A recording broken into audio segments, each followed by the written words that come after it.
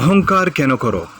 অহংকার করার কি যোগ্য আছে কারো আসমান জমিনে? এমন কোনো জীব আছে কি অহংকার করার অধিকার আছে? মানুষ, তুমি কেন অহংকার করো? তুমি তো উল্লেখ করার মতো বস্তু ছিল না তোমার কোনো অস্তিত্ব।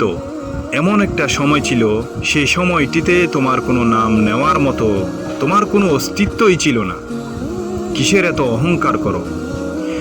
তোমাকে যদি আল্লাহ তাআলা সৃষ্টি না করতেন, তখন কি করে এই দুনিয়া দেখতে পেতে? অহংকার করার মতো কারো ক্ষমতা নেই, একমাত্র আল্লাহ অহংকারের যোগ্য। নবীজি সাল্লাল্লাহু আলাইহি সাল্লাম বলেছেন, তিল পরিমাণ অহংকার যার অন্তরে আছে সে জান্নাতে প্রবেশ করবে না, আর তিল পরিমাণ যার অন্তরে ঈমান আছে সে দুজকে প্রবেশ করবে না।